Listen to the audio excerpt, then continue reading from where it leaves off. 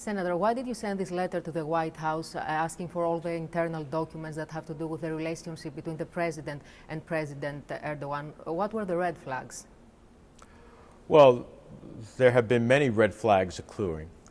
First of all, we see the remarks the president has himself made about his affinity and his relationship with President Erdogan.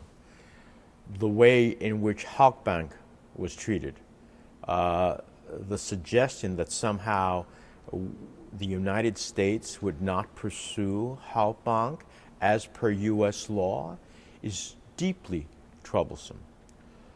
The fact that President Trump will not sanction Turkey for violation of U.S. law under CAATSA for the purchase of the S-400 is deeply troubling. So then you read some of the comments in some of the latest books that have come out, and you look at all of these elements and you say, we need to know here, because it's about U.S. national interests, U.S. national security interests, and those of our allies in the region.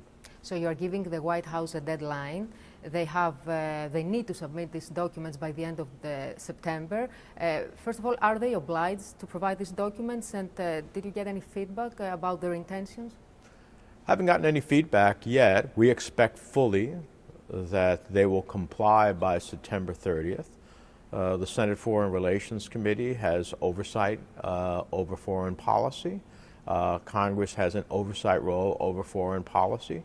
This is about what is happening as it relates to U.S. foreign policy in the Eastern Mediterranean and vis-a-vis the United States and Turkey. And so I expect them fully to comply.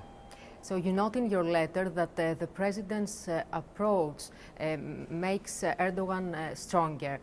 Do you think that this might be one of the reasons why Erdogan plays too close to the edge with Greece and Cyprus?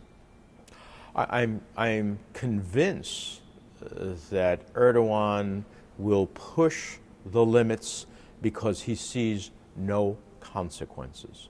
When he purchases the S-400 in violation of U.S. law and counter to the interests of NATO, of which it is a member, he gets a message that without any sanctions, it's okay to do. When he violates international law and intercedes in the territorial waters of Greece and Cyprus, and there is no pushback, no consequences, no sanctions, he gets a message that it's okay to do.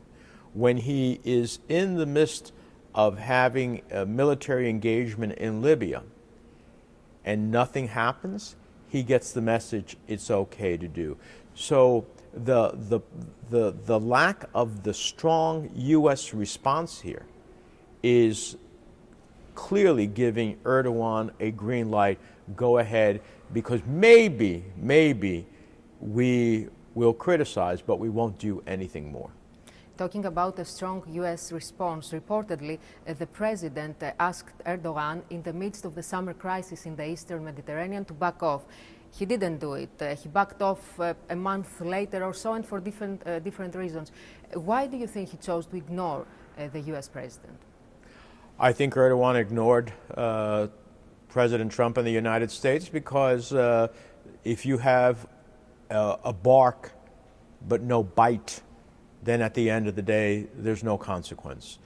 And so you've gotten very clear messages here. S-400, Turkey critically violating U.S. law, supposedly a NATO ally violating the interoperability provisions of NATO, no consequence. Halkbank, don't worry about it, we're going to take care of it. No consequences. East Med interference, no consequences. It is a very clear message that Erdogan is getting. So when he was told this by Trump, he probably said, he's not going to do anything about it, and I'm going to continue onward. And that's exactly what he did. Senator, are you optimistic about the exploratory talks that will begin shortly between Greece and Turkey? I certainly hope so. I know that in my conversations in the past with Prime Minister Mitsotakis, that in fact he has a desire to live in peace with his neighbors from Turkey. But he also obviously is very firm about standing up for the sovereign rights of Greece. It is my hope that such an engagement will produce a positive result. There is no reason for Turkey to be wavering the saber of military engagement or violations of international rights. So I hope so. So Secretary Pompeo will be in Greece soon. What message does this visit send to Turkey, and what it means in general for the U.S.-Greek relations? Well, I am glad to see that Secretary Pompeo is following up under the law that I helped pass, the Eastern Mediterranean Energy and Security Partnership Act. There are several elements of that, the lifting of the arms embargo against Cyprus that the law called for. I'm glad to see they did that. Glad to see that we are upping our engagement with Greece, particularly as it relates to our strategic defense, mutual defense interests. I'm glad to see that. Anything we can do on energy in the region to be a catalyst for the development of the energy that can be an economic boon to Greece and Cyprus, but also a diversifier for Europe to get away from Russia as the main supplier of energy is a good thing.